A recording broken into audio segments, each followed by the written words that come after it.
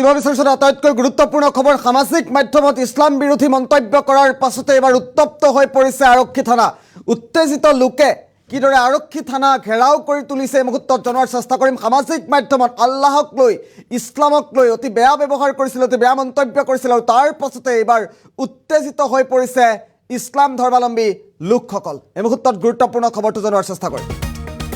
এটা breaking news Islam ধৰ্ম আৰু আল্লাহক লৈ যুৱকৰ অপমানজনক মন্তব্যৰ পাছতে এটা উত্তপ্ত পৰিস্থিতিৰ সৃষ্টি হৈছে শ সংখ্যালঘু ৰাইজে ঘেৰাও কৰিছে বগৰীবাৰী আৰক্ষী থানা 3 ঘণ্টাৰ ভিতৰত ইছলাম বিৰোধী মন্তব্য কৰা যুৱকক গ্ৰেপ্তাৰ কৰাৰ দাবী তুলিছে ইছলাম ধৰ্মাৱলম্বী লোকসকলে ইমন পাল নামৰ এজন যুৱকে আল্লাহ ইছলাম ধৰ্মী ৰাইজৰ বিৰুদ্ধে আপত্তিজনক মন্তব্য কৰিছিল আৰু ইছলাম ধৰ্মক চৰম অপমান কৰি সামাজিক মাধ্যমত উচ্চতনিমূলক মন্তব্য কৰিছিল যুৱকজনে ইমন পাল নামৰ যুৱকজনে আৰু আল্লাহৰ কোনো অস্তিত্ব নাই বুলি সামাজিক মাধ্যমত মন্তব্য কৰিছিল ইমন পালে ইছলাম ধৰ্মী লোকৰ সৈতে ভয়ংকৰ কাণ্ড কৰাৰ ভাবুকি দিছিল যুৱকজনে সমগ্ৰ ঘটনাক লৈ এতিয়া পৰ্বতচৰাৰ বগৰীবাৰীত উত্তপ্ত পৰিস্থিতিৰ সৃষ্টি হোৱা পৰিলক্ষিত হৈছে দৃশ্যাংশ আছে আমি পৰৱৰ্তী পৰ্যায়ত দৃশ্যাংশ দেখুৱাৰ চেষ্টা কৰিম ইছলাম ধৰ্ম আৰু আল্লাহক লৈ এজন যুৱকে সামাজিক মাধ্যমত অতি কটু মন্তব্য কৰিছিল আৰু তাৰ পাছতে উত্তেজিত হৈ পৰিছে শ সংখ্যালঘু ৰাইজ বৰ্তমান মুহূৰ্তত আৰক্ষী থানাত কি ধৰণে ঘেৰাও কৰি তুলিছে কিদৰে উত্তপ্ত পৰিস্থিতিৰ সৃষ্টি হৈছে পোনে পোনে এক্সক্লুচিভ দৃশ্যাংশ দেখুৱাৰ চেষ্টা কৰিম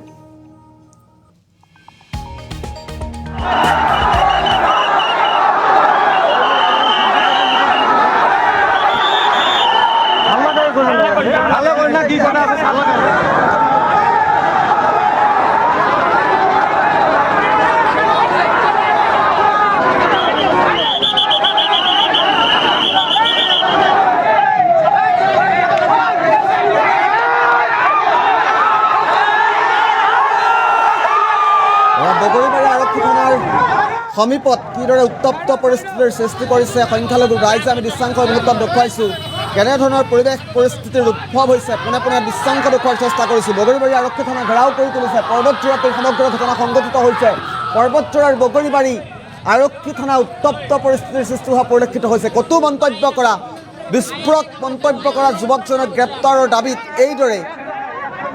প্ৰচণ্ড গৰমকো নেওচি শ সংখ্যালঘু ৰাইজ এইদৰে ওলাই আহিছে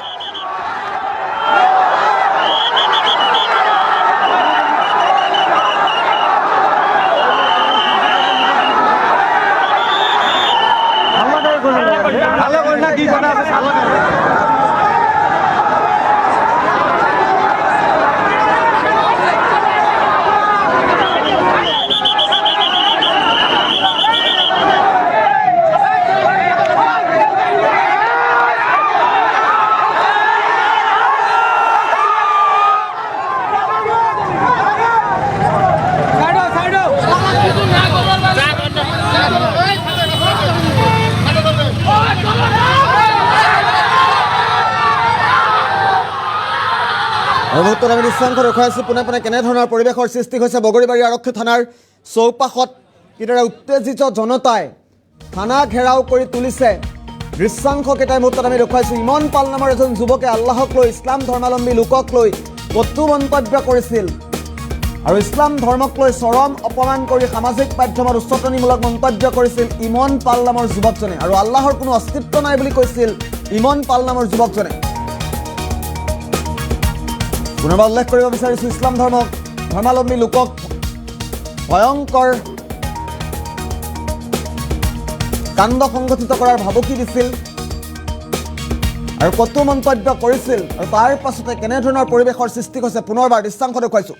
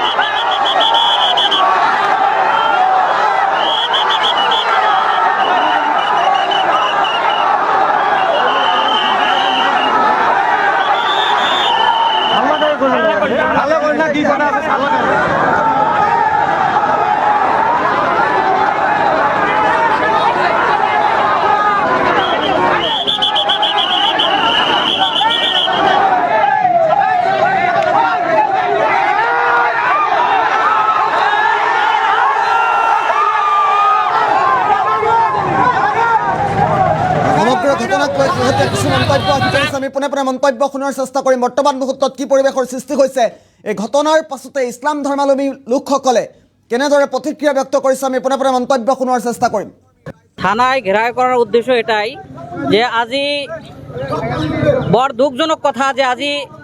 বগরিবাড়ির এজন হিন্দু লড়াই আমার উপরলাক মানে আল্লাহর নামত এটা বহুত বড় এটা বদনাম করেছে আর আমার মুসলিম মানুহক এইটো এটা নিন্দনীয় কাম এটা করেছে। এর জন্য আমি থানাও ঘেরাও করেছো যে ওসি স্যারেক আমি দাবি জানাইছো যে 10 মিনিট বা 2 ঘন্টার ভিতরে যদি সেই আসামিজনক যদি গ্রেপ্তার নকরে তেনেহলে আমি সমস্ত সংখ্যালঘু রাইজে আমি প্রতিবাদ করিব কারণে বাধ্য হয়ে যাম। লড়াজনের নাম আমি শুনা মতে নারায়ণ পাল, তার দেউতাকৰ নাম আৰ নিমন বলি আমি শুনা পাইছো আৰ শুনা মতে নিমন, তাৰ দেউতাকৰ নাম নাৰায়ণ পাল। বগৰিবাড়িৰ লড়া হয়, কালীবাড়ি মন্দিৰেৰ ওচৰতে তাৰ ঘৰ। ঘটনাটো আমি আগত একো হোৱা নাই, সি মানে দম দিছে আৰু মুছলমান মানুহক তাতে ফেচবুকত দম দিছে, দি কেনে ভিডিঅ' কৰি কেনে সি ভাইৰেল কৰিছে। আৰু এইটো আমি অতি সোনকালে যদি এই বগৰিবাড়ি আৰক্ষী যদি ইয়াৰ পদক্ষেপ যদি নলয় তেনেহলে আমি পৰিস্থিতি বাধ্য হম, আন্দোলন কৰিব বাধ্য হম, বা য'ত গ'লে আমি ইয়াৰ ন্যায় পাম সেইটোৰ কাৰণে আমি আৰু ইয়াৰ দ্বাৰা আমি হুকুৱাই দিছো, এইটোৰ দ্বাৰা আমি হুকুৱানি দিছো যে নেক্সট টাইমত যাতে মুসলিমৰ বিৰুদ্ধে যাতে কোনো বাঙালি বা যে কোনো জাতিয়ে যাতে এনেধৰণৰ কোনো মন্তব্য কৰিব নাপায়, ইয়াৰ কাৰণে আমি সকলোকে হুকুৱাই দিছো এইটো নিউজৰ পৰা।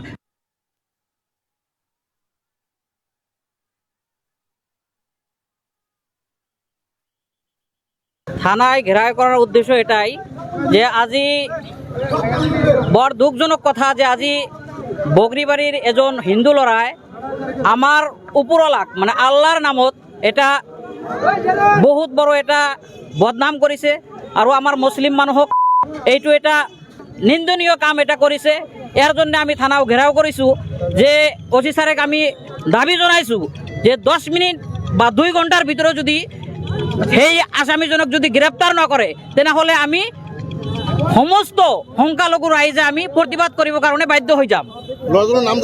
লড়াজনের নাম আমি শুনা মতে নারায়ণ পাল, তার দেউতাকৰ নাম আৰ নিমন বলি আমি শুনা পাইছো আৰ শুনা মতে নিমন, তাৰ দেউতাকৰ নাম নাৰায়ণ পাল। বগৰিবাড়িৰ লড়া হয়, কালীবাড়ি মন্দিৰেৰ ওচৰতে তাৰ ঘৰ। ঘটনাটো আমি আগত একো হোৱা নাই, সি মানে দম দিছে আৰু মুছলমান মানুহক তাতে ফেচবুকত দম দিছে, দি কেনে ভিডিঅ' কৰি কেনে সি ভাইৰেল কৰিছে। আৰু এইটো আমি অতি সোনকালে যদি এই বগৰিবাড়ি আৰক্ষী যদি ইয়াৰ পদক্ষেপ যদি নলয় তেনেহলে আমি পৰিস্থিতি বাধ্য হম, আন্দোলন কৰিব বাধ্য হম, বা য'ত গ'লে আমি ইয়াৰ ন্যায় পাম সেইটোৰ কাৰণে আমি আৰু ইয়াৰ দ্বাৰা আমি হুকুৱাই দিছো, এইটোৰ দ্বাৰা আমি হুকুৱানি দিছো যে নেক্সট টাইমত যাতে মুসলিমৰ বিৰুদ্ধে যাতে কোনো বাঙালি বা যে কোনো জাতিয়ে যাতে এনেধৰণৰ কোনো মন্তব্য কৰিব নাপায়, ইয়াৰ কাৰণে আমি সকলোকে হুকুৱাই দিছো এইটো নিউজ।